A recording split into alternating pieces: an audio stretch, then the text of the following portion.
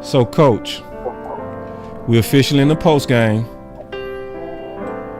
You warned us about Buffalo. You said that we was gonna likely see a blowout with the Eagles. You also said this is the game to be really mindful for. So, I think it's just right that you kick it off. Yeah, man, wow, man, tough game, man. Tough, man. First real game, man. First real road game for us this game, to really be on the road in hostile territory. And first game we got in this game where teams have said, we just gonna play you, man. We're gonna play you physically today. And defensively, we went up to the task. Then we got caught up in the hype of the Josh Allen and the Dak Prescott hype of MVPs. But I tell you one thing, hopefully Cowboy Nation understands that quarterbacks don't win Super Bowl. Teams win Super Bowls. And if your whole team don't come to play, it makes it can make your quarterback look bad, as well as it make your team look bad. And today, we didn't come to fight defensively, and we gave our offense no chance to win. No chance. Well, let's go.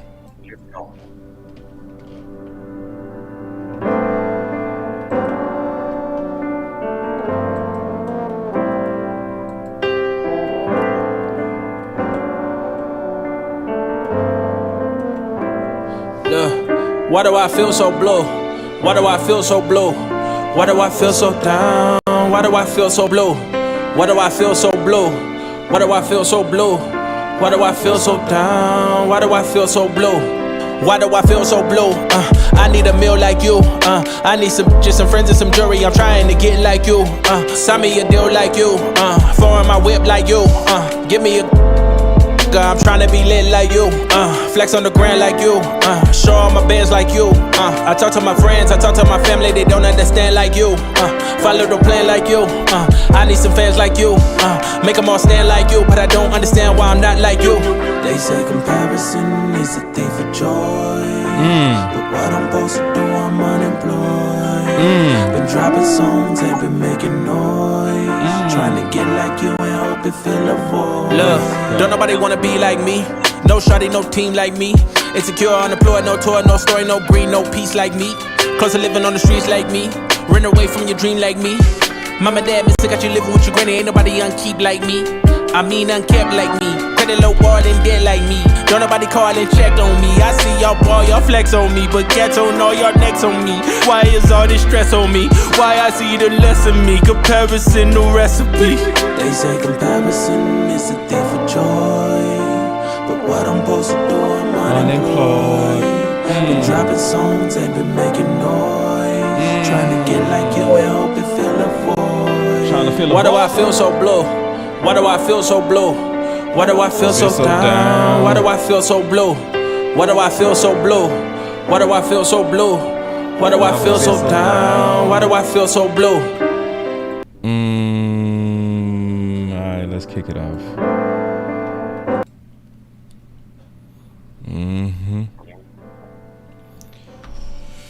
Alright. So we got the OC on his way back. It's me and Coach Maul for right now. Obviously coming out playing Buffalo. It's, you know, we got some problems. We got to talk about how to solve these problems. I think it's going to take all of us looking at this too. Because my question, Coach, and we waiting on the OC to come back. I mean, Josh Allen did not beat us. They basically totally owned us on the ground. Totally. So is this a one-off? Is this something we go shake back from? Or was we exposed today? I'm gonna say I'm not gonna say exposed, because Buffalo is a good running football team. I mean, they have shown in the last couple of weeks, even with the last two teams that played, they have a good running game. They have a good running game. They in the last 3 weeks they have showed that they can run the ball. But they got into the swing of things, and when we had some key plays that allowed them to stay in their game plan, and once that freight train got rolling downhill, it hurt us. I'm not going to be naive and say that there is not some things that we need to work on schematically that may help us with this. But I would say again, I know people are going to be talking about defensive line. But if we go back into this game, I didn't see my man that we paid $24 million, 3 years, $24 million, and we played him as a head banker, and that's Donovan Wilson, because he was such great in the run game and run support and coming up and making plays in the run game. And I don't see that play out of him this year. Seeing him trying to be a cover guy, and we didn't pay him to be a cover guy. We paid him to be a in the box, attacking the line of scrimmage type safety. Yes, this was a wake up call in a manner of that collectively we did not stop the run. From defensive line, linebackers, safeties, and I'm gonna even say corners, because I seen when we get to the edge, we still got corners sitting back waiting and holding up on blocks, and the guy 10 yards down the field. So it's a collective thing, and it's a mentality to stop the run. And do we have that mentality? Just to see, because we're gonna get this from now on, because to win the Super Bowl, you got to stop the run. The preface of any good defense is you can't say we got to stop the run to the point where we give up no yards. But you cannot let a run game dominate you. And today, the run game dominated us. Dominated. Now, I'm already getting some real good stuff from the chat. But OC, what's on your mind first? Man, the Bills annihilate the Dallas Cowboys.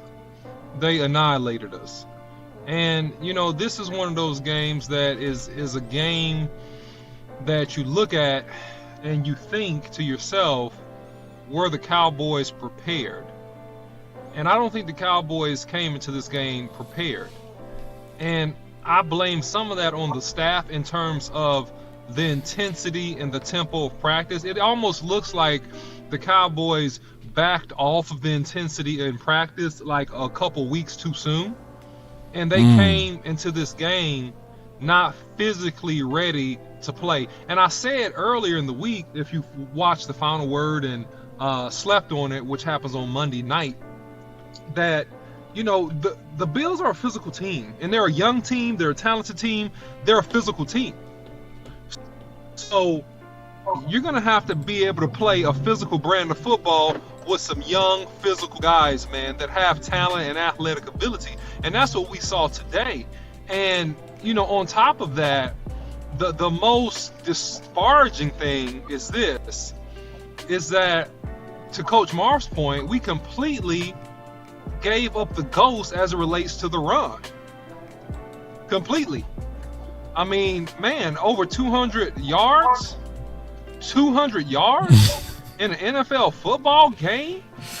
And so this is one of those things that I'm happy that it happened when it happened. We got 3 games left, then we got the playoffs. The Cowboys will make the playoffs. That's the good news. We clinched today. We clinched. Yeah, the Cowboys will make the playoffs. Also, the good news about that is that you have a chance to iterate the commitment and the physicality that's needed to win in the playoffs, because what the Bills did was play playoff football. That's what they did. And what has to travel? A run game and a defense. And their run game and defense was on point. Our run game and our defense did not travel well. And Jonathan Hankins might be the MVP of our run game, man. He was sorely missed today. He was sorely missed. And we had no answers in the middle. Not that he would have stopped everything, but he would at least slow some of this stuff down, man. I mean, man, I hope he gets back immediately, man. Immediately, because we need him. Hey. So those are right there, boss. Those are my initial thoughts. Ooh. See, it's somebody that's making a strong case, and it is Jonathan Hankins. Whether it's true or not, the run game is different when he's in there. You know, they had the stats, the advanced analytics said last year that when he was not in the game, the Dallas Cowboy defense averaged a whole yard and a half more in terms of giving up against opponents. So remember last year he went out with LVE and they was giving LVE all that credit. Y'all remember? They were saying the defense was different without LVE. No, it was different without Hankins. So let me bring up a couple of things and we go kind of just go around the room with this. The first one, I want to take this comment real quick. OC, I'm gonna start with you. He say Micah and Evans need to be in the middle. Let's talk about that. You first, OC.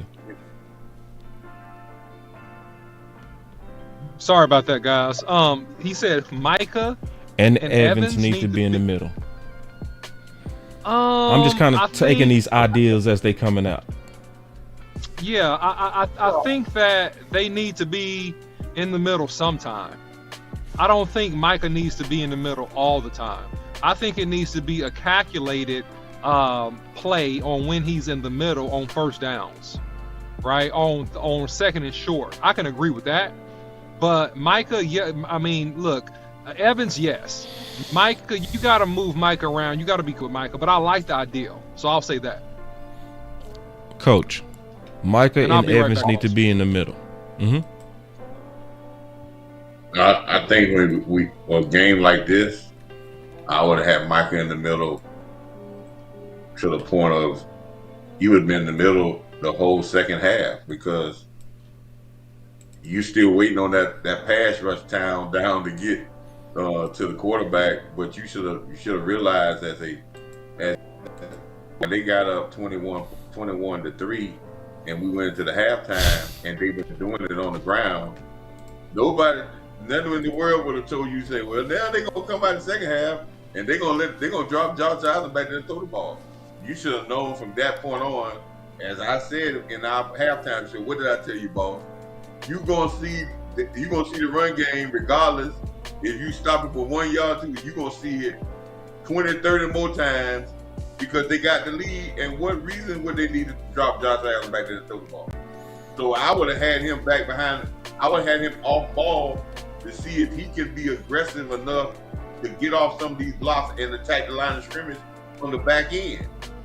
So he would have been in the linebacker position, two linebackers in position, probably 100% during the second half, until we got the game back into a point where we put them in pressure, where we got the game in reason, and then they had to feel like they had to throw the ball. But him being on the defensive line any of the second half of this game or going in from the second quarter, all the rest of this game was a null and void type thing because, like I said, he played defensive line, but he's not a great defensive line run stopper. The only person I see him trying to do a lot on the defensive line and run stop and trying to get there in the backfield and penetrate is D-Law. But I'm going to say this, man. OC can tell you this. Stopping the run game is not one guy. You can bring in one guy back. It's a collective effort. And one guy is not, when you give up 200 yards rushing, it ain't one guy. It from one to whoever came on that field, it was a collective unit got their ass whooped. Yeah. You can bring one guy. If Hankins would have played, we might have gave up 199. But collectively, run game is never stopped by one guy. It's a collective effort, and collectively, we didn't come together to stop the run game. We didn't bring, as I said, boss, defensive. We didn't pay the fee today, and we didn't get in the club. All right. See, this is the thing. Baldy warned us when we was talking about Darius Leonard. He said that the Dallas Cowboys need some linebackers for teams that's gonna be big and that's gonna be committed to running down our throats. Y'all know I'm gonna find that clip because I got it somewhere, and I'm gonna replay it because Baldy warned us. So, because the linebackers did look like just out of sync today. And I'm gonna say something else, Coach. We talked about this. Let's go ahead and talk about it now. I don't think Micah put in the work to be really ready to play linebacker for the Dallas Cowboys. Oh, he's not in. Yeah, I don't think he in the shape. He ain't in linebacker shape. I mean, he's in defensive line shape, and people think this is what makes Micah so unique. He can listen. He's a linebacker that can play defensive line. Well, he's a linebacker first, but he has formulated his body to be a defensive lineman. So if you try to give him 60 or 70 plays at linebacker, he's not. Listen, in defensive line, he's in a rotation. Michael don't be out there. He don't play 100% of plays. He's in the rotation. He plays a certain amount of plays. He come off the field a certain amount of plays because he's playing it like a defensive lineman. They're in rotations. They like Dallas doesn't play out defensive lineman every snap. He's not into that condition to play 40 and 50 snaps at a time at linebacker. So you have to use him strategically. So yes, I said the idea of him being there all second half, but realistically at this particular point in time, that's not a realistic thing because you can't just say that, oh man, just put him out there. All of a sudden, all of a sudden we're gonna put you, because now you're risking for injury because fatigue makes him gonna make him lose something because he's not in that type of shape. I'm not talking bad about Michael Parsons. I'm not saying that he's out of shape. That he just it's a different cardio. It's a different sideline to sideline. You know, it is. It's a different. Yeah, it's a whole different movement pattern. So right now, we have to collectively see. But I know we gonna, as a Cowboy Nation, we gonna put it on. If we bring one guy, but I'm quite sure when they go in that locker room today, they're gonna have to look and say, he didn't stop the run. And when we watch the all 22, you're gonna see that we got safeties getting blocked by receivers. Yeah. We're gonna see linebackers not getting off blocks. We're gonna see defensive linemen getting beat. Collectively, we didn't bring our hard hats together and said that we're gonna gang tackle the run and swarm the run. We were waiting, and Buffalo took it to us and said, if you're gonna wait on us, we're gonna block you. So check this out, because we just kind of going through, just kind of taking some of the best comments I saw so far. So my boy D.A. Lee said that, and we go take this comment. This is a fire one, and we see y'all super chats too. We go take those too. But my boy D.A. Lee said, knowing we clinched before the half was bad for business. They were flat on both sides of the ball. I can see that. I can see that. And see, this is the deal. People got to realize that this was already a playoff game for Buffalo. We played a game that had playoff intensity today. We went against a team that had playoff intensity. They got to win out to get in. My dad used to always say, because somebody told me, oh yeah, this going to be a blowout. I said, nah, it ain't going to be a blowout, bro. I was talking to my brother. Matter of fact, I remember I was talking to my brother yesterday. I said, I don't think it's going to be a blowout. He said, why? I said, what did dad always tell us? He said, what did he tell us about animals and them being danger? He said, an animal is its most dangerous when it's closest to death. He said, if you put a wounded animal in a corner, it's going to fight you with the most bravery. I think that's what we ran into. This is the wrong game to be flat.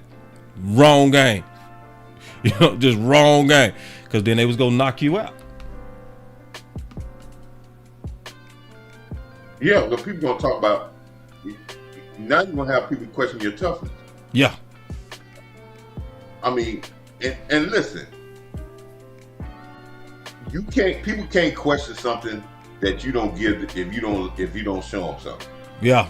So if you get questioned about something, you show them a sign. But I'm gonna say this, Cowboy Nation, we know our voice matters. Mm-hmm. We have said that over and over and over and over again. Mm-hmm. And I understand that we're not in the locker room. We're not in the start. I understand that. But when we as a community talk about changes we make, it gets heard. But as a fan base, a true fan base, we also are responsible for setting the tone to our football team about what we talk about. We spent 7 days talking about Philadelphia. We did. We spent 7 days talking about Philadelphia, and I understand this is a social media climate. We talk about, and we did spend 7 days talking about Philadelphia. We spent 4 days talking about Philadelphia, and 3 about Dak Prescott being MVP. Mm-hmm. Mm-hmm. With a real tough but game we didn't coming. Talk about with a real tough game coming. The real thing about it is that was just one game, and the MVP shit gonna figure this way out. Regardless if they say he's supposed to be a game manager, whatever, it all figures out, because what is the ultimate goal, people? What we started, boss, we've been starting this since the preseason, before the draft, since last year ended. It was to get to what? 6. Mm-hmm. And that takes up all the time we put in with draft. We talk about the whole team. We never, when you go on your draft board, you didn't never say that if we draft this one player, it's going to change the whole fortune. You have many players. We talk about all types of units. But if we don't set the tone about us winning as a team, and I'm not saying that we can do it, but our voice matters, and it permeates, because the 4-letter word network and all these other, they're going to always talk about and focus in on McCarthy and Dak. And what I've always said, our defense hid behind the publicity, oh man, Dak is going to be the MVP, or Dak is going to be the MVP, or we're going to be the MVP. And they hid behind that thinking if Dak play well, we're going to win the Super Bowl. This is a slap in the face to our defensive unit to say, if we're going to give our quarterback a chance, if we're going to allow our offense to get in rhythm, when you don't have the ball number 10 minutes in the first half, or less than 10 minutes, that ain't because your offense is sputtering. They're allowed to go a couple of possessions where they got it, but you ain't got the ball. They keep your offense on the sideline, and you can't get in no rhythm. And running, I'm gonna say this one thing, boss, right quick, and I'm gonna say this. When a team running down your throat, right, that's not just demoralizing to the defense. The offense is sitting on the sideline and saying, damn, when we gonna ever get the ball back? 5 yards, 7 yards, 10 yards. That's demoralizing to your whole team. 200, could pass 200. That was the rest of the backs, they ran for 250, 260 yards. Yeah. And so check this out. My boy Roy 26 said, we didn't have enough faith, Amp. All right, so that's a direct shot at what I was talking about. So let me address that. Yeah, I do have a problem with all you Cowboy fans that were saying in the first quarter that the game was over. Especially with no context to it. I hated it and I don't like it, and I'm still gonna always say that that's some coward shit. Yeah. So I'ma ask y'all, It's okay for you not to believe and to quit. I'm just gonna ask you to go do that by yourself. You ain't gotta type that. That's all I'm asking from y'all. Now, if you would have came with some logic and said something like, if we don't stop Cooks from running the ball, we're gonna lose. Okay, that's logical context. So from that, I'm like, yeah, we gotta stop him or we're going to lose.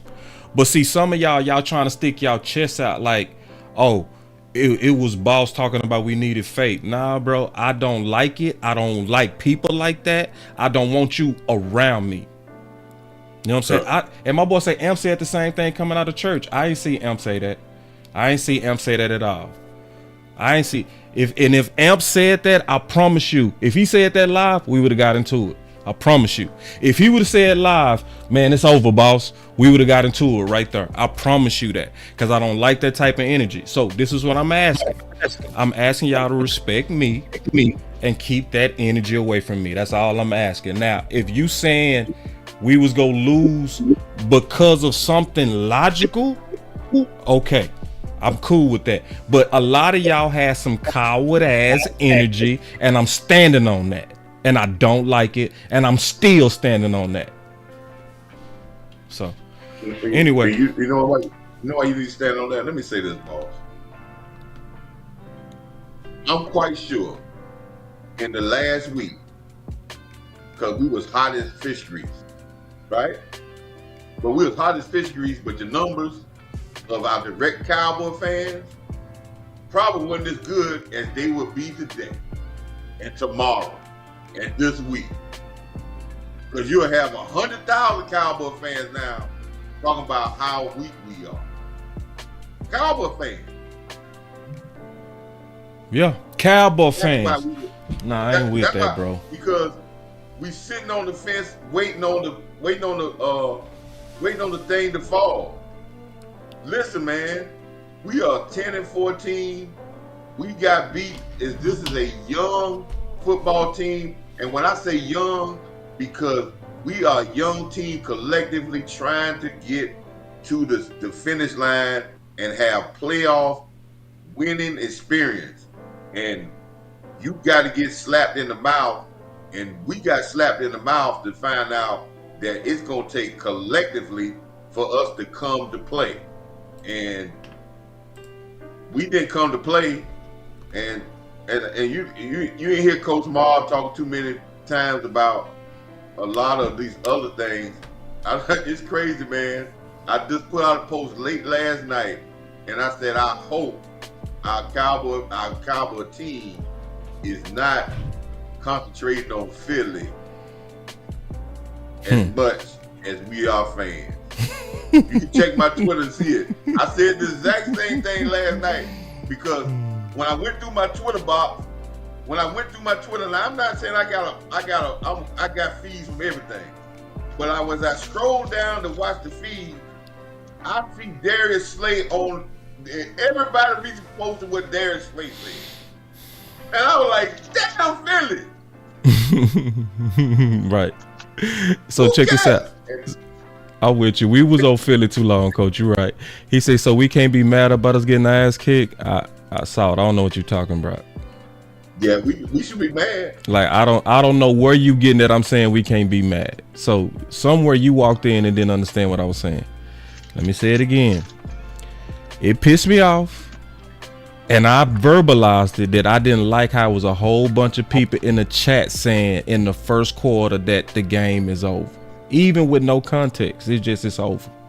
Now, if they would have been like, if we don't stop Cooks from running the ball, we're gonna lose. Okay, well, that's logic. We got to stop the run, But no, I didn't like that. And listen, if I don't like it, I'm gonna say it. So I don't know where y'all getting this. You can't be mad. I'm mad. All right. So anyway, let's get back to some football, Coach. Talking about because now we trying to figure out how to kind of get better. So I want to put this out real quick and turn it to you, OC. He said, my boy Truth Only said, DQ, come in front of the congregation, please. Is it time to start ramping up the pressure on Dan Quinn? and these defensive No. performances? Hold on, No. hold on, coach. Let me go with the OC, and then I got you. I want to hear your thoughts, coach. Yeah, I think that accountability is across the board, and I think that the whole coaching staff needs to be accountable. They need to apologize to the players for not preparing them to go into this tough environment. And a little bit of it was, in my opinion, they took advantage. I mean, they took not advantage, they took for granted the Bills a little bit. And you start to get hot. You win a tough game versus Seattle. You put all your eggs into beating the Philadelphia Eagles. You come into this game, a team that's hungry, a team that's trying to get hot late, and they won consecutive games now, and you come into this game flat and not prepared. And great football teams don't do that. And that's why you always saw in his prime of when they were winning a lot of Super Bowls, Bill Belichick. He would be like, they'll beat somebody and everybody's all hyped up, and he would deflate it. He would deflate it instantly. He would say, all that matters is the next one. We got this one done. We got the next one. And then you start to hear his players say that. Like, okay, yeah, but we got them next week. Because it was like, okay, we beat them. So what? Who cares? Let's move on. And I think that's the mentality of great football teams. And so the failure in part is the prep in terms of intensity, tempo, and practice accountability in terms of the tempo and intensity of practice. They didn't have proper intensity and prep and practice and physicality. They didn't prepare for the physical nature of this cool weather football game on the East Coast, man. And then they just got it taken to them. And so I think it's overall. I don't think it's just Dan Quinn. I think that your players have to play. You line them up in gaps. They got to keep gaps. You give them assignments. They got to keep assignments. Now, not to jump ahead, and we talked about this offline a little bit earlier. However, the Cowboys will get better through making some good draft picks. And there's certain areas that they can get better at. And I'll pause it right there and kick it to Coach. Coach, you no, don't put no heat on Dan Quinn. Listen, man, I might be talking from a coaching aspect. I don't blame coaches when I see something's been happening over and over again and it's only getting worse. But when I have a game that we come off of Philly and when they ran the ball, I seen guys attacking the line of scrimmage and putting hats on people and tackling guys. And I seen guys flying to the ball on certain times when I seen run games. And we were talking about we flying to the ball. And then when I see this game, hell, Dan Quinn ain't telling them, say, hey, man, hey, don't be in this position. When you listen here, when you come, and listen, when I always talk about when you say about the intensity, on the sideline, if a guy ain't got it, and especially with 45 guys on the sideline, when you ain't got that many reserves, if I got to be the one to bring your intensity and knowing where to bring your intensity to you, then you ain't got it. Because I have seen you have the intensity. But I see that you didn't come to play today. And as we go through the all 22, we can analyze the all 22 from one play, from one game to another, and we could probably see where we just ain't bring it today. And as when I said before, when a guy starts beating you in the run game early in the game, it usually don't get better because that guy gets confidence and now he's playing like an all-pro. And the only way you're going to be able to take it back is you got to do over-the-top abundance to take it back. I said that at halftime, boss. I said we got to go over the top and abundance to take it back. And we didn't go over the abundance to take it back. When we were there to make the tackle, we didn't bring it to make the tackle. We arm tackled. We didn't put pads on the guy. We let Josh Allen just run through us and get extra yards. We talking about when we got in the scrum, that they pushing the power, 7 to 8 yards. Yep. That ain't from the sideline. That's from the guys on the field. Oh, I got to push back on that, Coach. I think it Because starts you from. can yell at I the think it guy start on and Dan get Quinn. mad all you want, but see, this is the problem. We doing the same thing again. We gonna hide behind Dan Quinn, like they hide behind Dak Prescott. It's not hiding. It's accountability. It's accountability, Coach. Like, Coach, You know I've always said this. I'm being very consistent. This ain't hiding behind nothing. I've always said this. When there's a problem with an individual, you look at that individual. But when there's a problem with the entire unit, you got to look at the coach. I've always said that. And I think we in that situation right now. I think the defense, especially when the defense was supposed to be the leader of this team. And anybody to me that's being fair gotta ask, why are we not living up to what you said we was going to be in the offseason? I think that's a very fair question. And I do think he need to come to the church. And I think he need to sit out in front of the congregation, and we need to have us a church meeting about this. We got Amp in the building. Well, I'm going to say this right quick, boss. I'm going to say this right quick. When you got the leader of the team, the leader of the defense, and every week he talking about on his podcast, every damn thing other than the damn defense. And how it's on them to be dominant. Everything else. Yeah, I'm with you, Coach. Let me get Amp in here. Amp, you heard the conversation. Welcome back. How was church? Salute, Amp. Church was tough. Your mic, bro. Turn your mic up. While you working on that OC, did you have any additional thoughts on what I was saying, big dog, while Amp working on this sound? Yeah, I do. As a matter of fact, and it goes to your point. I believe that when you have and what coach was saying, I didn't mean to cut that off. What coach was saying too. Sorry. Yeah, and it's okay. But when you have a team defeat like this, you got to look at the entire coaching staff, and that's what I'm saying.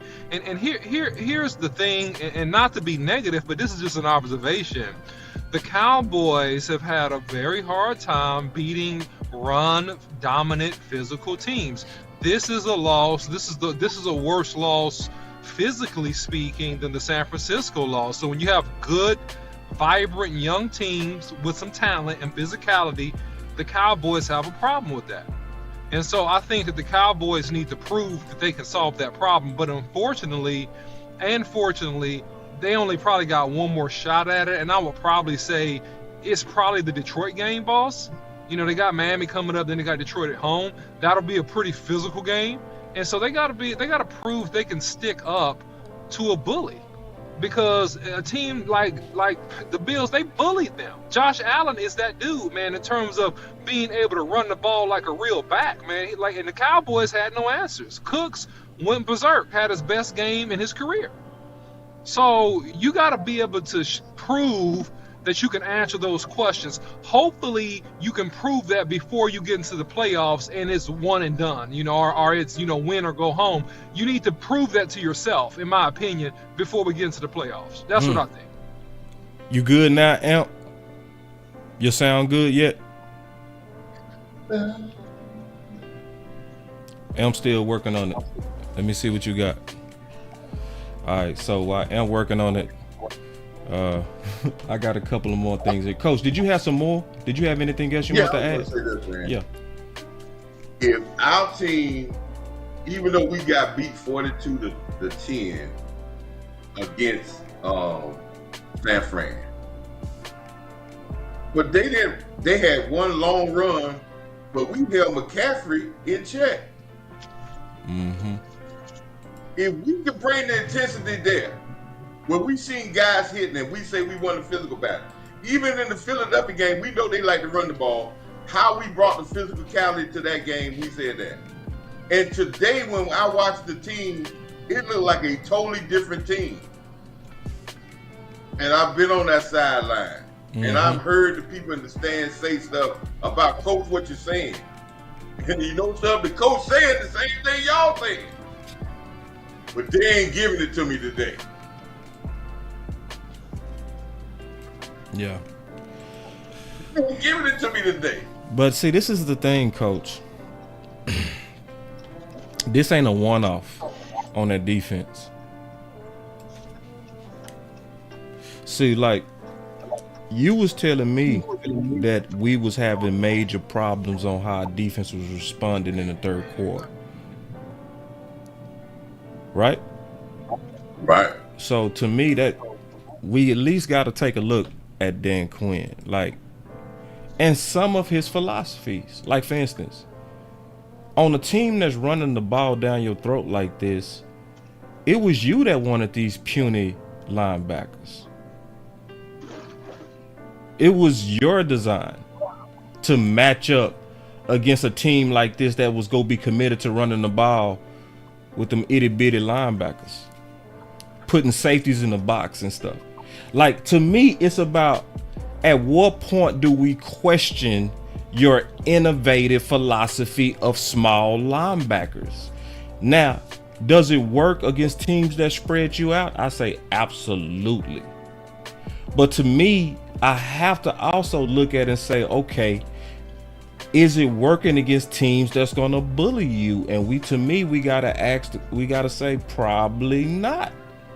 Especially, and I'm gonna go find that clip as y'all talking, especially when it was warned that this could happen based on the personnel that we have. Amp, you back yet? Can you hear me?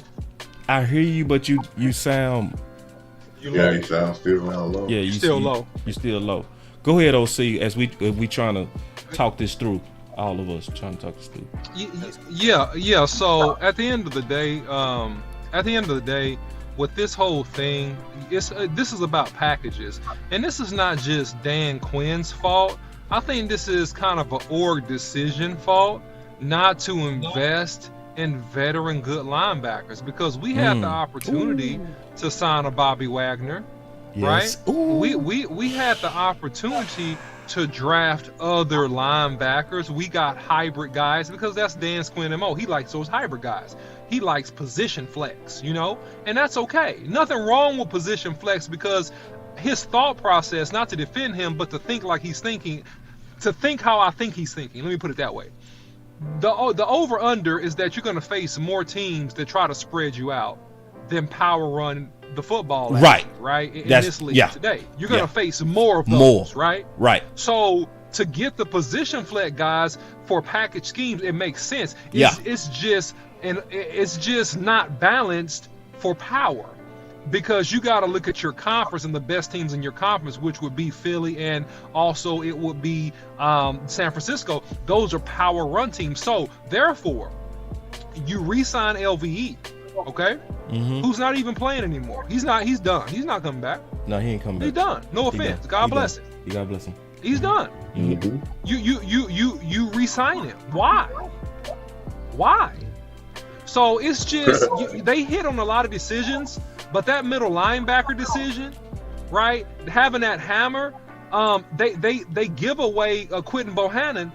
I think too soon. Yes. I think too soon, because he's shown maturation, and he's shown that he can play in there and be a one gap with the new team he's on. He's played way better. So you had a guy that could have filled in for Hankins, because Mozzie's not ready yet. So this goes to not just Dan Quinn. This is just executive decision making. You see what I'm saying, boss? This is an overarching decision model that we got to look at in terms of being committed to stop the run, which has really been, if you think about it, it's really been the Achilles heel of the Cowboys for a while, defensively, versus good teams. Oh my God! I gotta say this question. Amp, you sounding better? I heard you. You sounded good. Testing. You sound perfect. Whatever you did, you fixed it. Don't change nothing. I ain't gonna change nothing, though. So real quick, I've been getting this question, Amp. I'm gonna throw this to you, and we gonna go around the circle. It's a lot of people been asking in the chat. I see a lot of people asking the same question in different ways. I hear a lot of people saying in the chat, the Dallas Cowboys used to be physical. What happened to our physicality?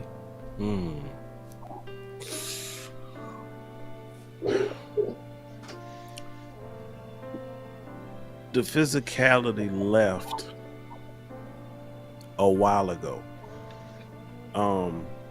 As much as we like to talk about old man Rod Marinelli, he brought a spirit of physicality.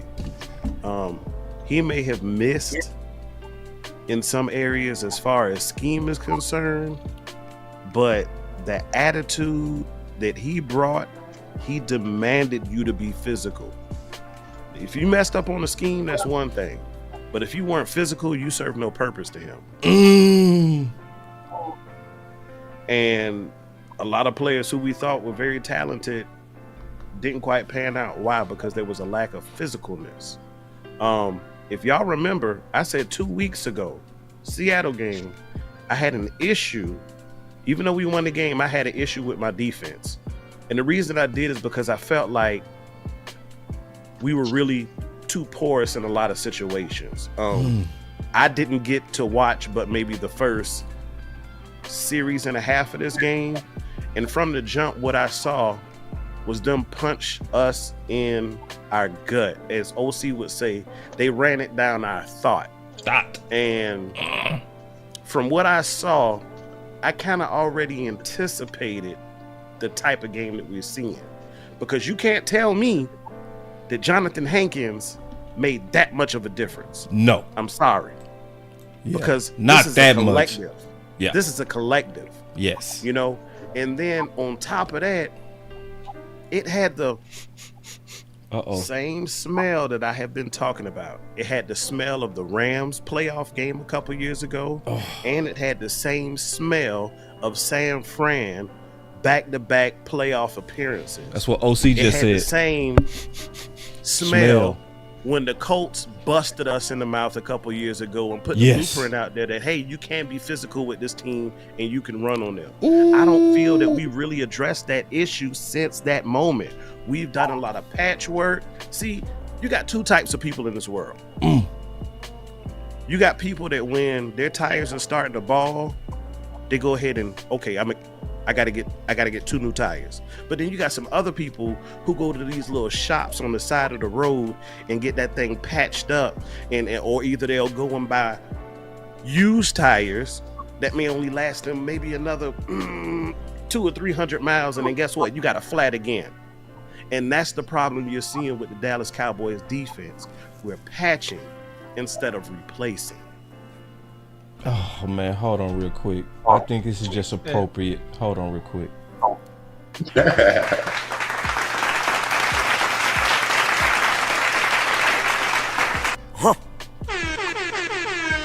Perfect. OC. Like you got some more. Oh, you got some more. He got some more. You can't tell me that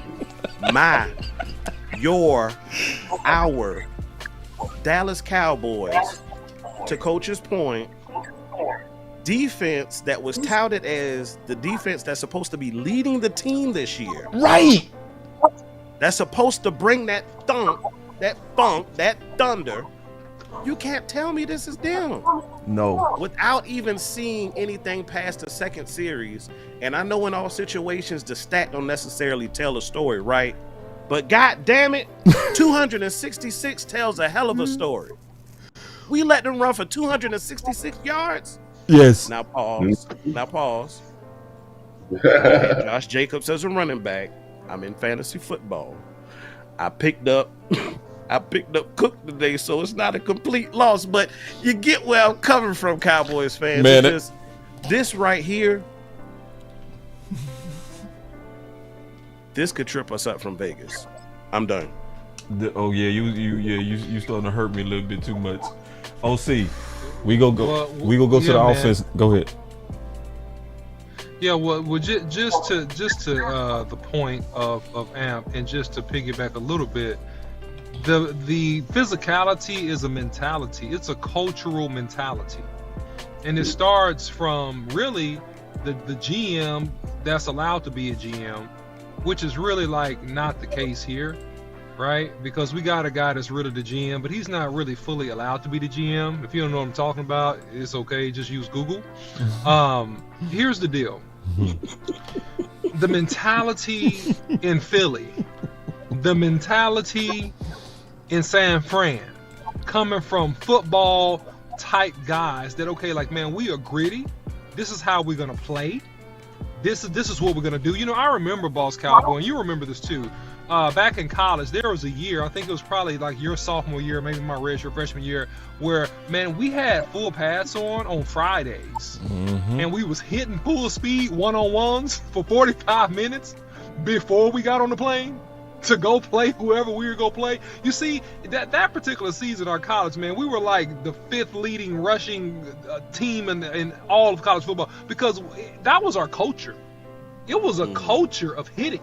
It was a culture of getting dirty. It was a culture of collision. There it is, a culture of collision. That's what you need.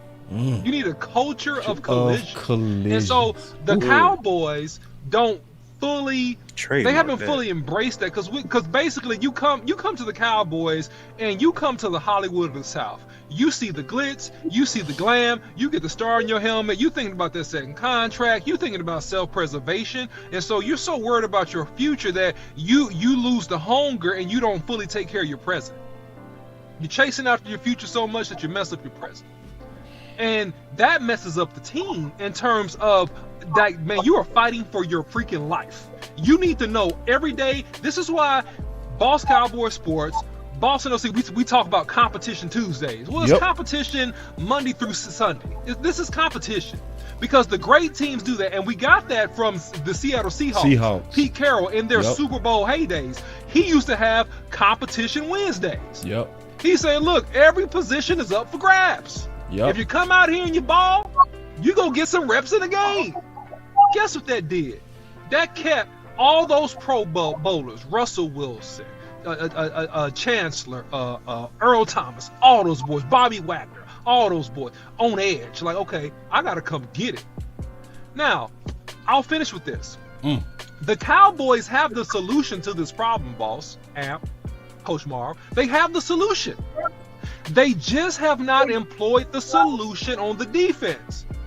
They've committed to draft a top-tier quality offensive lineman almost every year to make sure that front five was rock solid. What if we use that same strategy defensively, that we are taking a top-tier defensive tackle, a top-tier defensive end, a top-tier linebacker? We're not trying to bargain shop in the 3rd and 4th round. No offense to nobody that was drafted, but we're getting a top 3 guy, a top 5 guy, but we're going to transliterate that on the defense.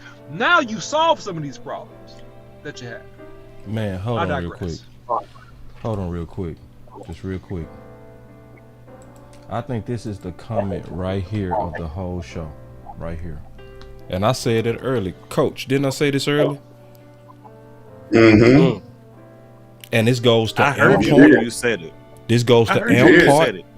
This goes to. You said it's a bunch of people standing around. I heard you. That was bro. one of the last things I heard you say. You said, I see a lot of people standing around watching. Yep.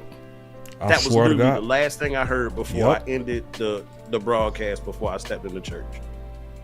You can't do that. You can't do that, bro. Especially, it'd be one thing if it was a bunch of big bodies that we had flying around our defense. But with these little slender guys we got, man, it takes everybody to be able to bring a guy down. So if you stand and watch it, it's just like you talk about on the pass, boss. If you watch him throw it, you'll watch him catch it. Yep. If you watch him tackle, damn it, you'll watch him score. Yep. Same thing. Don't me, boss. We'll see. Let me give you my nugget.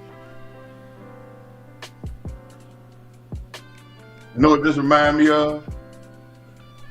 It reminds me of how San Francisco put so much effort into beating us 42-10 and start wearing shirts and talking about how they beat Dallas Cowboys for a week, and then let the Cleveland Browns run for 160 yards against them the next week and lose.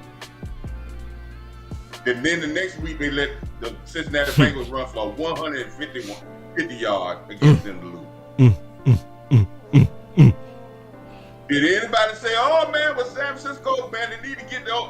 No, they said, and I talked about you with the ball, they went back to the philosophy of saying, damn Purdy, damn Debo, damn McCaffrey, if we're going to win, we got to do it, defensively. And collectively, we got to play better and stop it. But they gave up an average of 150 yards after they came off beating us because they were celebrating so much that we beat the Cowboys. And this was happening with this team this week. Yeah, you think we start resting on our laurels? Yeah, we start resting on our laurels. Yeah. We living in Philly. Because you know something? We were motivated. We had all the eggs in the basket to say, we gonna beat Philly and we gonna shut them down. We didn't let Philly run the ball. The only runs they got was quarterback run. Mm-hmm. But we came in this game saying, oh man, we done beat Philly, and this is a young mentality football team. They don't know how to be champions. We talking about winning the Super Bowl, but it's gonna be the hardest thing that they're gonna do collectively as a unit that they ever done. Starting next week, they done got slapped in the face. Let me tell you something, people. There ain't no changing out now. Either the guys in this locker room gonna have to buckle up and do as they gotta play every game like it's the last game. And today, when we watch the all 22, we can put it side by side, and just like you say, stand around. You ain't gonna see effort today. You gonna see guys waiting on somebody else to make the tackle. You gonna see guys sitting there getting off the blocks and jogging to the ball. You gonna see guys in the back end waiting on the ball to get to them to try to throw their arm out and make a tackle. And they got jacked up today. I see y'all super chats too. I'm gonna get to every one of them. They OC. gave up 100 and ball. San Francisco gave an average of 150 yards 2 weeks in a row after they came out of the game of us. And did they change anybody? They went in the boardroom and say, hey man, we still living in Dallas. All right, well, if that's the answer, then we okay then. We gonna be all right. Man, happy look, birthday, Jackie. This is what I think. Happy birthday, Jackie. I'm going to say this, boss, before you transition into whatever you want me to talk about next.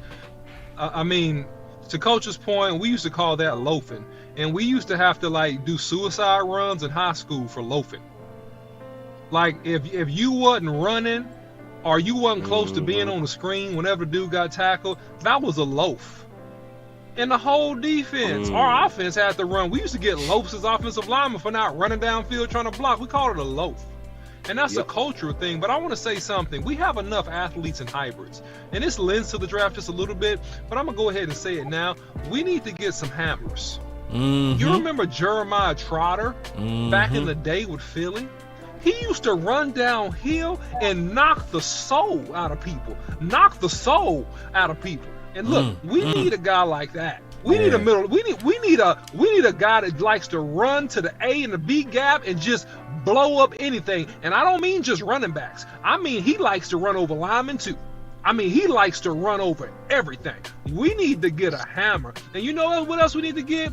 We got Hankins. That's a step in the right direction. If we let go of Quentin Bohanna, I think that was a dumb decision. Yeah. Listen, because I'm gonna tell you like this: we need a couple more big nasties. Yes. We need a couple big nasties. Yes. You know, I need 6'1", 350. I need you to get up to about 370 in the offseason, have to come in here and lose weight.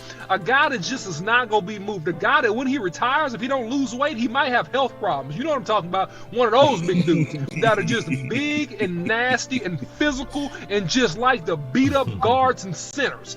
Those are the type of dudes we need up in here to complement these pretty boys that we got. Because we got pretty boys in here. We got some pretty boys on this D. We got athletes, we got talent, but some of these boys are pretty boys. And that's just the thing that you need to balance out this whole scheme. But go ahead, boss, you're about to say something. Yeah, I got to get in. Because, like, as you talking, it's hurting. It's really hurting. Because the problem is, not only did we get rid of some of our big nasties, we got rid of big nasties as they was already starting to cook. So it's a lot of people that's asking for Mozzie. This ain't the right year to ask for Mozzie. I'm gonna be honest with you. You really supposed to be looking for Mozzie around year 2, year 3. Mozzie is developing as he should. But to get rid of Quentin Bohanna as he was starting to go into year 2. Big Bo. He was already almost cooked. Yeah, year 3. Year 3. That was the wrong time, bro. And then Ridgeway the same way. We sadly, OC, we had our big nasties. Yep. We just didn't prioritize our big nasties. Yep. Right. We got pretty. We had a Ford truck that would do all the lifting, clean up the house, pay for the groceries, all that stuff. But you know what? We went and tried to go get a Lambo. That's what we did. That's what we did. It's real talk. Dang. So, do we go get Sue? Hell yeah. No. You say no? And click off of me real quick, boss. Okay. Because I want to see a fight. So, Coach say no. You say yeah. Fight it out. Man, you get Sue. You say Sue gonna help you stop the run. Man, you got the talent in this room to stop the run. They just gotta play. Okay. We could talk about it. We could try to miss and match and try to, saying that if I say it in this way. I said that this team have won 12 games, 12-5, 2 years in a row, as well as they 10 games. They may win 12, 13 games this year. There's enough talent in this room to win whatever game you want. But they just got to have the mindset that they got to play every game. I watched a lot of. I watched some teams this week that has been dominant on the run, and their defense has been dominant. And today they just got. I watched the Pittsburgh Steelers, who's horrible on offense, but their defense has been dominant today, and the team just ran it down their throat today. They didn't come to play, and if you don't come to play, I think that's the biggest lesson that we learned today is that we got to pay that fee every week if we want to be champions, and we want to get everybody's best game, and we can't just lay our hat down and say we the Cowboys and teams going to roll over. I think that's a good lesson to learn on week 14 than to learn in the playoffs. So... And not to cut you off, boss. I agree, coach, but then I want to add, I think there's more to it because the Cowboys have won 12 games plus the last, I think, 3 years. And let me just be real about it. I don't care. I don't care if you won 12 games in the regular season. No offense to what you said at all because your points are bad. I don't care if you won 13 games. I don't care. I do not care. I care if you can beat San Fran and go to the NFC Championship. I care if you can beat Philly and go to the Super Bowl. I care if you can get past the Rams and get an NFC Championship. I care if you can get in the Super Bowl and you got the personnel to do it. That's all I care about. I'm sorry. Maybe I'm a unilateral thinker, but that's all I really care about. So these changes and adding these additional little pieces and going a little extra mile that we always try to encourage the Cowboys to go on this channel. Go ahead and pick up Sue. Go ahead and you got a chance to get Alfred Woods. Maybe go ahead and pay that guy. He a big old guy. He's versatile. He'll help us out. That's a stud. That makes your line stud.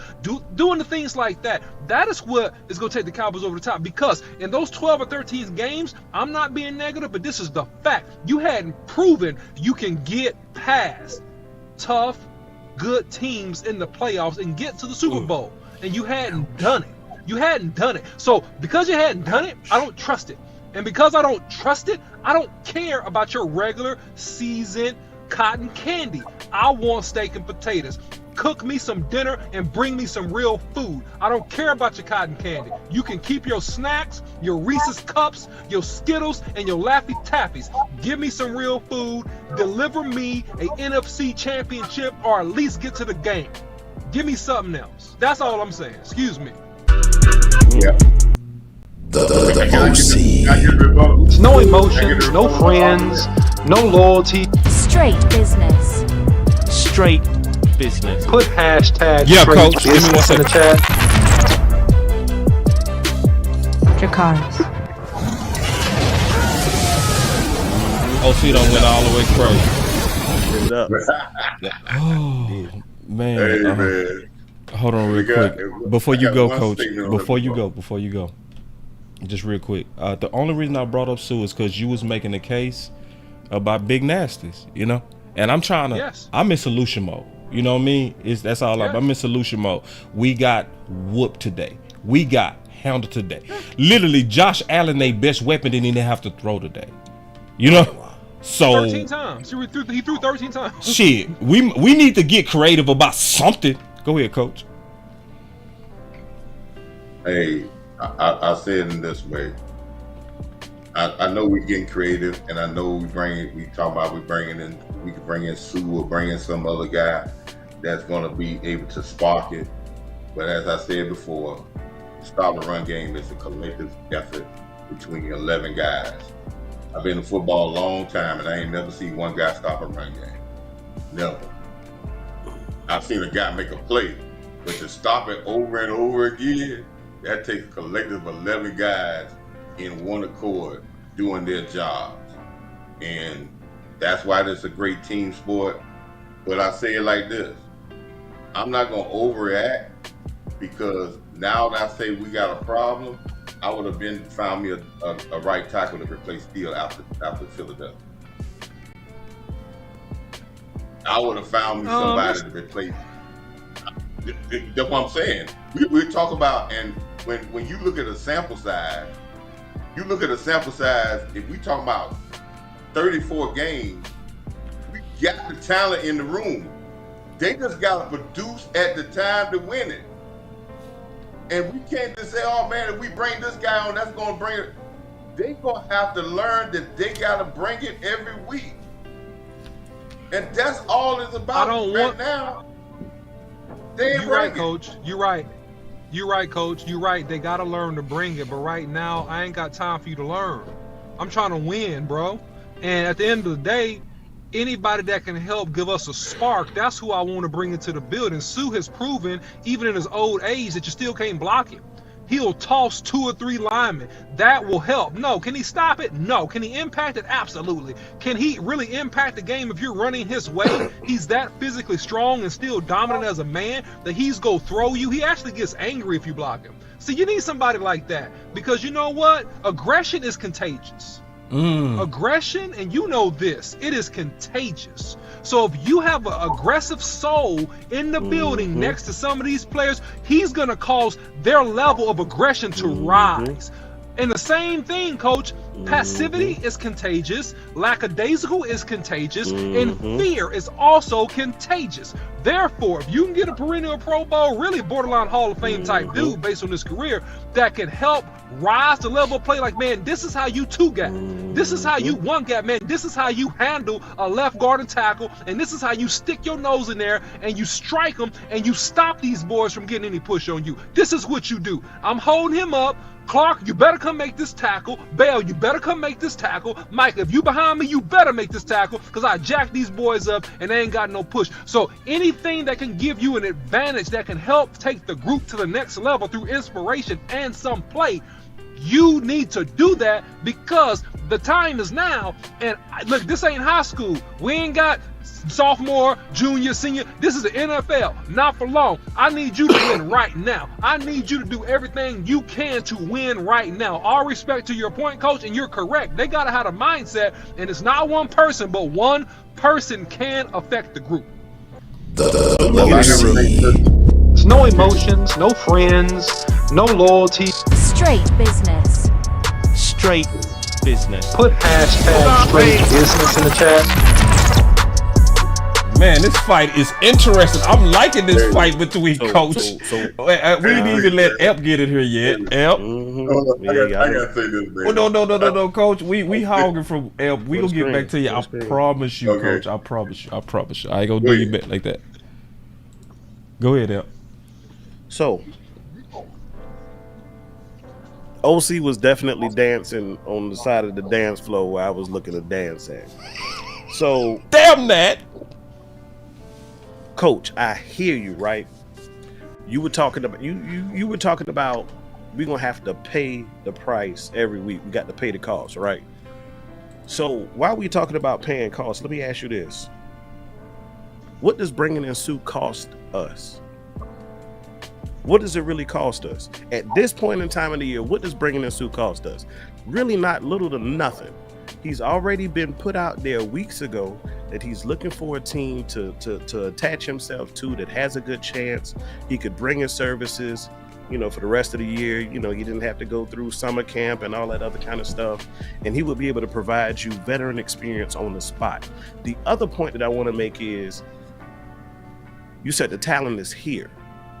And I agree. But my thing is, if we bring in more talent, competition, iron only sharpens iron. So if you bring him in, even if he don't see the field, to me, I believe he's going to elevate the level of play of everybody else, because at this point, now you're talking about, man, I could potentially lose my seat, lose my spot to this dude. Oh, shoot, I need to tighten up. See, that's what you want, because we did it last year, we did it the year before, we did it a couple of years before that. Damn that. I ain't trying to hit at this year. So I get it as far as the overreacting, but I'd rather overreact now than overreact in January.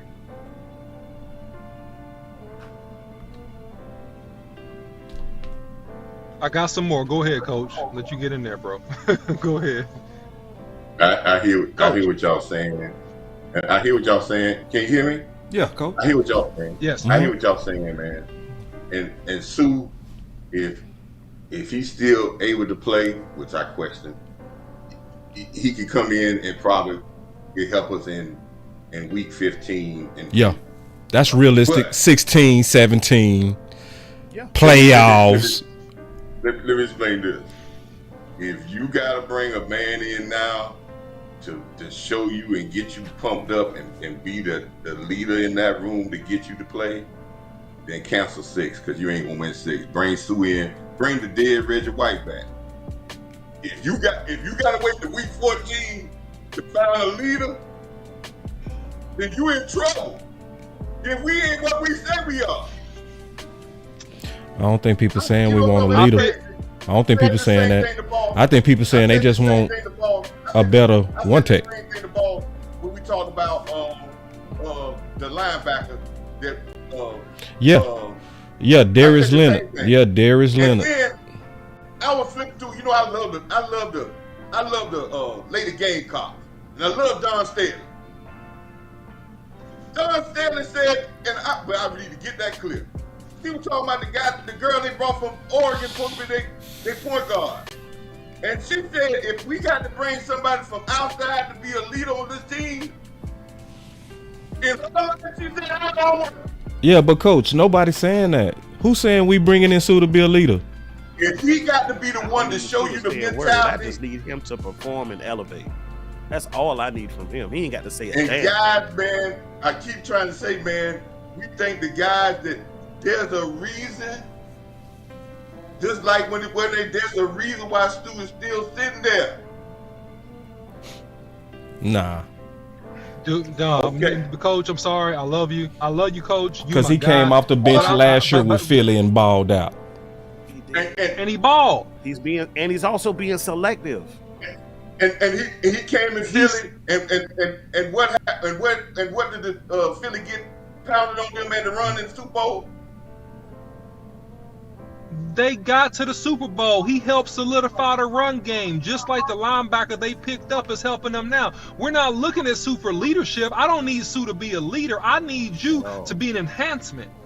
I need you to enhance us a little bit. I need you to help make us better. And because, listen, it's 3 degrees of separation. It's like, this is this better than anybody, Coach. This is a game of inches, Coach. This is a game of inches. I don't need you to play the whole year. I need you to be good 5, maybe 6 games, maybe. That's it. I need you to be solid and help us 5 to 6 games. Can you do that, sir? Do you got enough in the tank to do that, sir? Yes, sir. Okay, great. Get your big butt in here for $500,000, whatever it is, for the prorated over the next several games. So what? So what? That's nothing. That's chump change. Come in here and help us, because we saw people go down with injury. As you play these extended NFL seasons, more injuries happen. Hankins is injured. We don't know exactly when he's going to come back and how he's going to look.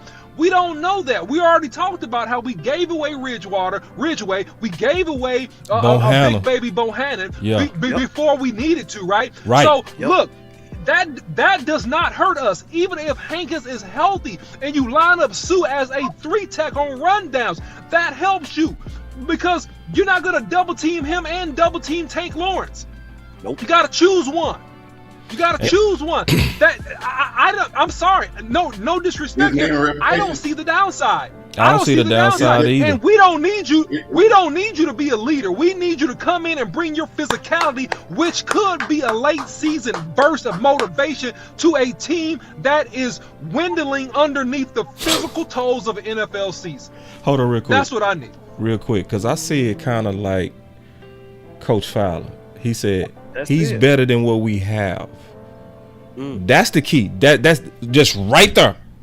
He's better than what we have. Then on top of that, he is a dog. We don't need him to be a leader. His name better. Let his play show. His name better. Coach, who on our team is a better Sometimes they 1-tech never lost or weight. 3-tech defending the run than him? Who is better? Besides, but you can say maybe Osa. Who's better? Maybe Osa. Who's better though, Coach? On our roster right now, who's better than Sue at defending the run from a 1 to 3-tech position? Who's better? Let me pause you real quick, OC, before you answer that. Real quick. Just real quick. I just need to pause. This is very good what's going on, y'all. This is how you get to solutions. I just want to explain that.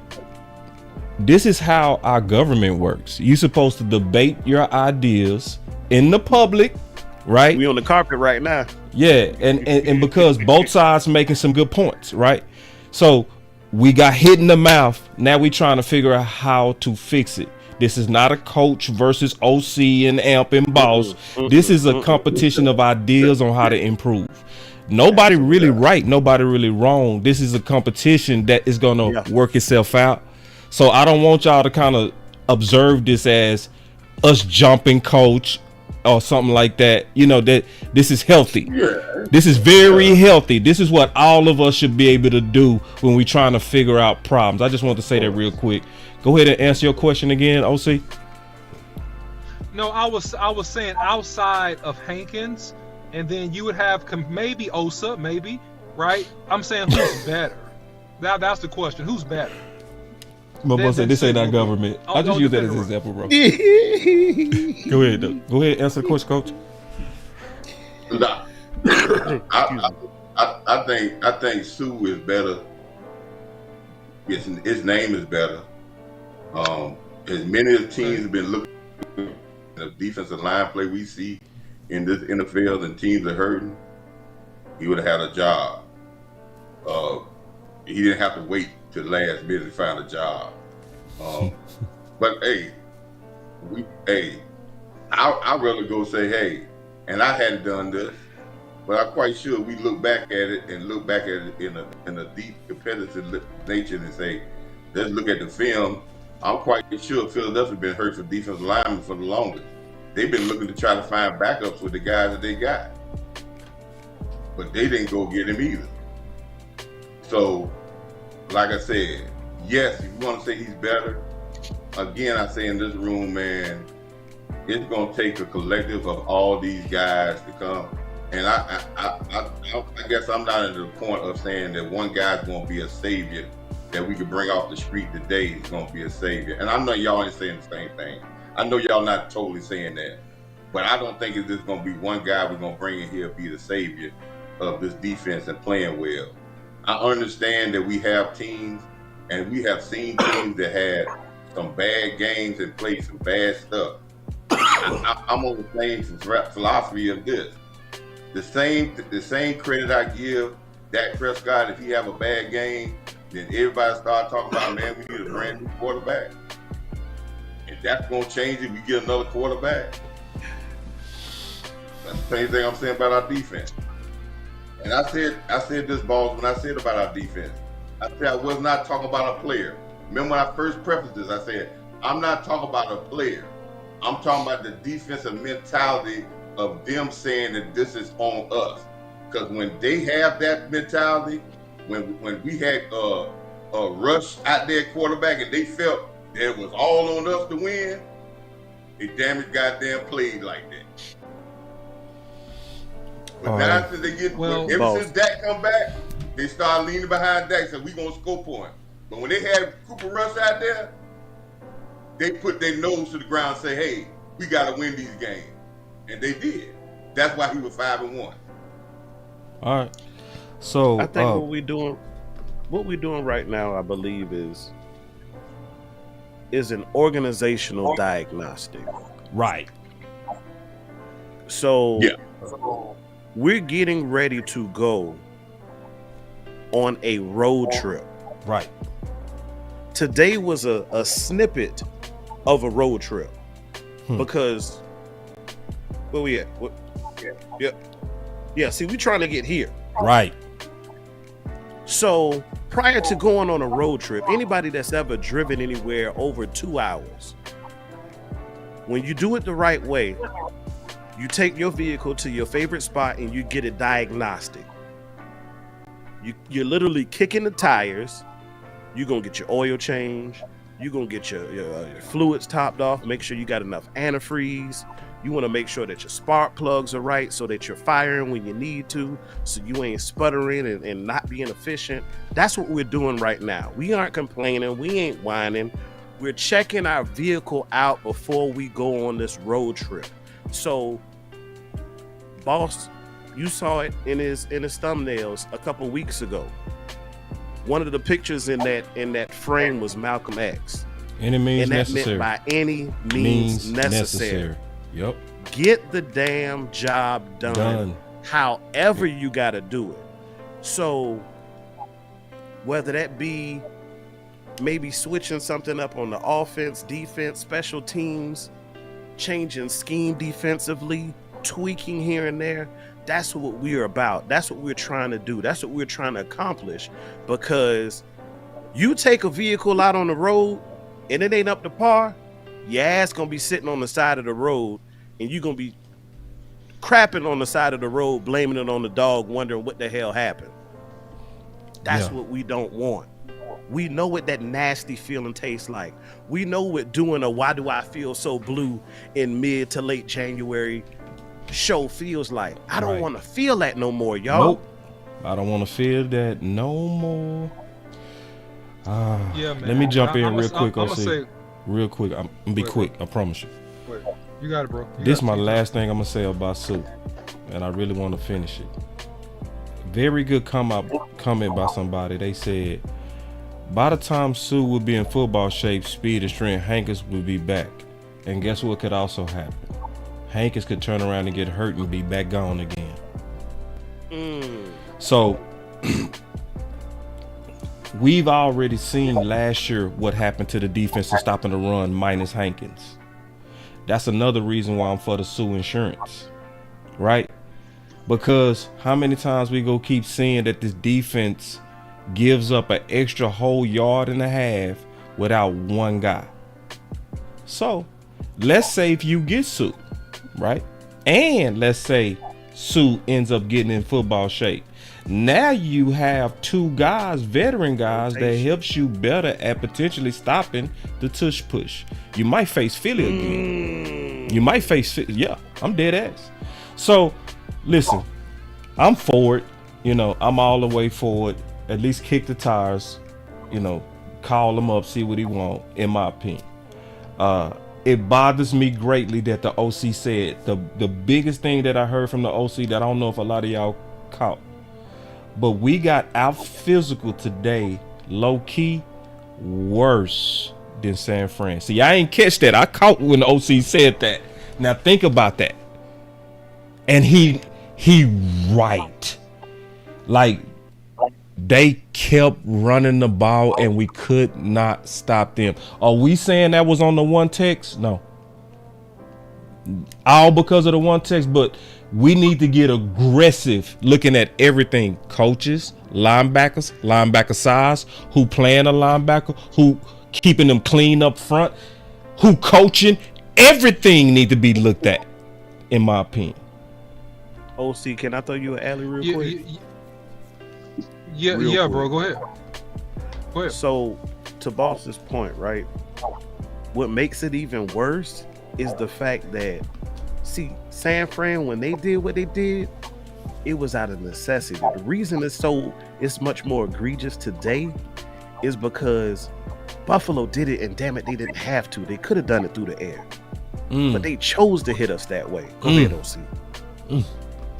Yeah, man. Well, it's a team that wants to make a point and prove that they could break you.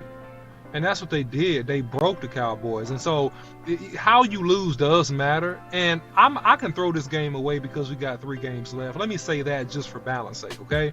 The Cowboys come out here and perform and clean up and do everything they need to do these next 3 weeks.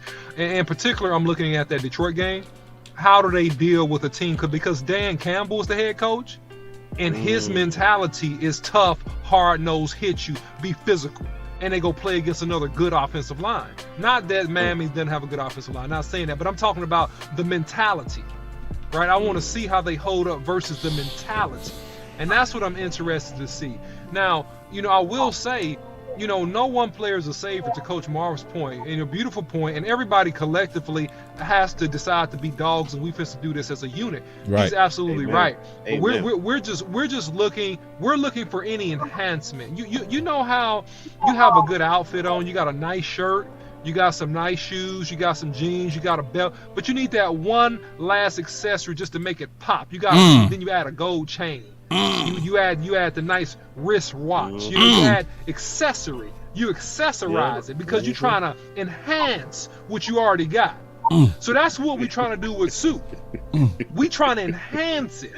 We want to put potentially the finishing touches to a fly outfit, Boss Cowboy. That's what we want to do to make it pop. I've been to the club before. So look, listen. If you have Hankins and you have Sue, now you make that defensive line pop.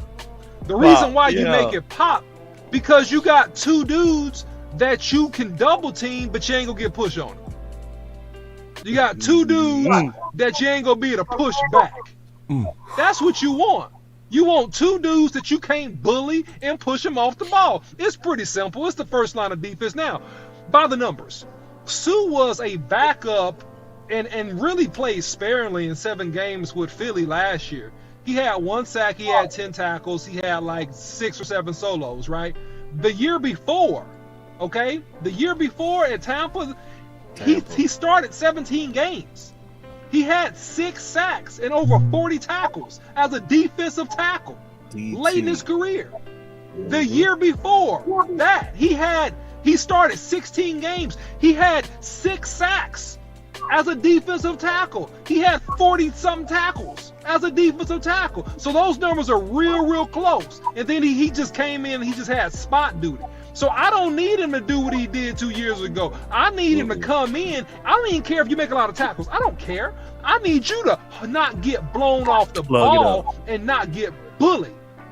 That's what I need you to do, and make tackles when you can, if they coming right to you. But that's what I need you to do. My last point, I digress. Man. Oh, man. Let me get to these super chats. It's a lot of them. Let me get to these super chats. And I'm going to be quick with them. So, first of all, we got Philip. He said, definition of insanity is doing the same old thing, but expecting a different result. Then somebody say, why y'all bullying Coach like this? We not bullying Coach. Nah. Coach is G. Coach is an OG. Trust me, he fight good on his own. Nah, we just so happen on this particular occasion not to agree. That's it. Sometimes it's the whole room can be mixed. Y'all better catch Coach in the barbershop. Yeah, Coach. Yeah, so it's Coach doing it, and he doing what he's supposed to do. He's saying what he believes, and he making the case on why he believe it, and we doing the other side. So we got a $20 super chat. He said, Ronaldo McClain is trying to make a comeback. He has been reinstated. We have instantly rejected his services, but he made instant impact back in the day. We do need to bring him in for a cup of coffee, but we won't do it. Yeah, I would be shocked if he worked out. Amp with the super chat, he said, never that, fam. I need to fill a spot. I keep it professional. Next time that comment green. What you talking about, bro? I was talking to Trey, man. Just messing with Trey. Okay. He was criticizing me for picking up Cooks and having him as my running back. And he called me the ops because he said you was low-key rooting for Cooks. And then another super chat. He said OC said the same thing in a super chat. He said, Boss Cowboy, do you think the Cowboys don't make it into a deep in the playoffs? Do you think they can replace McCarthy or Dan Quinn? I want to come back to that. Okay, well, no. You know, I'm almost finished. I'm almost finished. Okay. I got two more. Okay, I'm sorry. No, we good. We good. He said, not slinging him out. Bill has been good. Do you think he's just great Band-Aid that eventually has to get ripped off in terms of a run heavy attack team? We gonna talk about that. And then this is another super chat. This is the last one. He said, we need to come up with some slogans for fixing the defenses like we did for the offense. I agree. And work hard at it. All right. What was you gonna say, Coach? And then we gonna get up out of here. Yeah, I agree with that last statement. Said we need work. I was trying a while saying I wanted the defense to build to their intensity and thinking that this win of going to the 6 is going to be on them and carrying that mentality. And I wasn't talking about players. I was talking about what I could see the mentality of those 4th down stops that we got. We was in Seattle. I saw it in a glimpse, but I didn't see it on a all the time basis, and I didn't see it like it was, hey, we don't need to give up anything. But like I said, we got blown out, and stopping the run today was a bad thing. But we got blown out because we didn't have no counter action to them running the ball down our throat, and then our offense was not clean either. We got to run down our throat. Our offense wasn't clean either. We have to look at it totally as a total group. We ain't the only team that got run on bad today. We ain't the only team that got almost 200 yards run on them today. San Francisco got 234 yards run on them today. 234. So I take it as that we got to come in, and we're going to see in the next 2 weeks. I don't think when we did all the talk about Buffalo this week, everybody talked about who we going to match up with Diggs and who we going to do this and how we going to get Josh out and throw interceptions and all that. Everybody forgot about the run game, but I mentioned the run game from the jump street. Because if you don't stop the run, I'm going to say this week again against Miami. We're thinking about Tyreek Hill and all the speed, but they lead the league in rushing.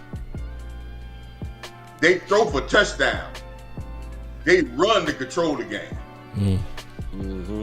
So if we go in that game saying, oh man, we got to worry about them getting the big plays, we got to worry about who matching up with who, if we don't stop their run, they'll kill you, because they lead the league in rushing and they put it on the ground, because he's a disciple of Shanahan, and he throw all that other stuff, make you think about the passes. He kill you with the pass, but he control you with the run game. The next 2 weeks, you're going to get a dose of the run game that's going to be, that teams are going to look at it. Now, if this team understand what I think they are, what I know that they are talked about, they would talk about, when I hear them talk and I hear them telling they're talking, I would hear them to say that regardless of what you in, since the beginning of football, I don't care how it done changed, where it done changed, how it done changed from this philosophy, if you can't stop the run or contain the run, you can't stop anything. So they get to that philosophy, and our offense going to have to be more productive, because I seen another team get 234 yards run against them, but they won 45-29.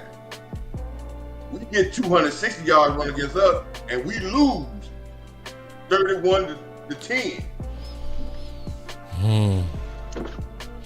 So before we gotta hear about this offense, bro. We spent all that time on defense. We never heard about the offense. Yeah. I've been trying to transition to this offense for the last 30 minutes. I know. But that fight was a good fight. It was a very informative debate. But before we got to hear about the offense before we get out of here, bro. We got to hear about it from you. You the best at that. But before we go there, the lights are way down. It could be a couple of reasons. The lights could be down because y'all mad and y'all feeling blue, and y'all just don't feel like. Some of y'all can be mad at me because I went off on some people for saying that the game was over in the first quarter. I put it like this. Maybe I was a little bit too strong. Okay. And y'all gotta understand, I'm passionate about this game. Passion. I'm very passionate. So if I offended you, I wasn't trying to offend you. Okay. Don't protest the channel by not liking. Don't protest the channel. Just chalk it up to my passion. But I still mean what I say. If you quit, just say it to yourself. Cause see, if something offends me, you will want me to tell you that so you can stop doing it. You know what I mean? If it grieves me, don't do it. All right. So that's all I'm asking. You know what I'm saying? So let's get the likes up before the OC close us out with some wisdom on this offense. We got to hear about the hole in that offense too, bro, and how to fix it. Then we go get up out of here. Yeah, man, I think that, the Cowboys equally got dominated defensively by the Buffalo Bills. I said on the final word that, look, they got some players, they play physical, they got good athletes on the back end, and we just didn't do a good job winning physical battles for the most part. Outside, unfortunately, Zach Martin got hurt too. That's a big deal. But shout out to TJ Bass. He was a bright spot. He was in there fighting. Yeah. He was in there fighting.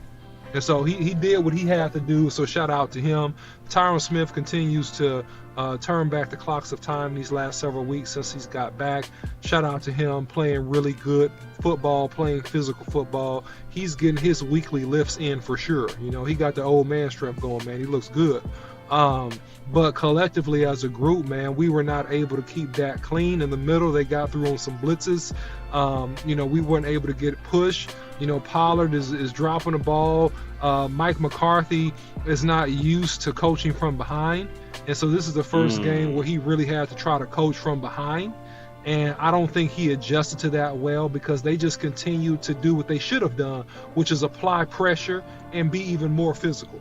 And so offensively, we didn't adjust well to that. We really didn't.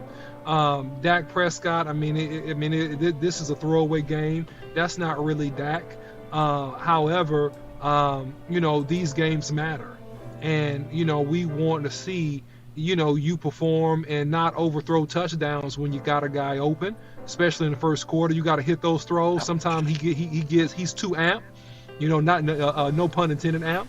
He overthrows the dude. He overthrew the dude. You know what I'm saying? Dude's open. He's behind the safety. He's overthrowing the guy. So we need Dak to hit those passes, especially in the end of the season and into the playoffs. But it's not a lot to say besides we got our butt whooped and we didn't match physicality and we didn't match adjustments and what you call enough splash plays. I think that Mike McCarthy, what you want to learn from this game, Mike, is put in some splash plays, put in some trick plays, put in a couple razzle dazzle, that something that can hit big if you get down. Bro, didn't I say that? Shift momentum. I said that in the game because I said we need some momentum. Mike is great at running offense.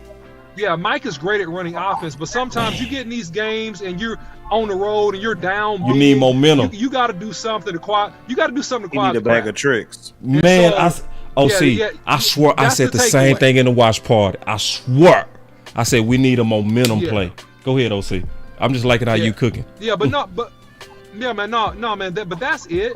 Mike needs to be better. How do you play under pressure on the road when you're down? Because you could be. How do you deal with that? And how do you as a coach rally the troops, overcome the adversity, and how, one thing you got to do, and I'll go back to this, one last time. One thing you got to make sure you have when you go onto the road, because your offense, your big shots, the stuff that you want to do explosively may not work. You got to bring your running game. And because you got to bring your running game, you got to bring your physicality, and your offensive line and tight ends, they got to come off the bus angry. They got to come off the bus annoyed that they had to go across the country and that, man, we ready to pound somebody's head. You got to come in with that mentality because you're going to have to be able to run the ball, especially in bad weather games, especially if you're on the road. You're going to have to be able to do that. Those are my thoughts. Love it. That was the post game led by the OC. OC, it ain't the same without you, bro. Dog. I appreciate y'all, man. Don't forget to hit the like button, man. Follow BossCowboySports too. YouTube, Instagram. Why do I feel so blue? Man, you can follow OC100 too on Twitter or X now. All right, follow Amp Sports, follow Coach Marv, man. They all do fantastic content. But man, thank you guys for supporting the show. And Amp, it ain't the same without you, bro. For real. Don't miss no more.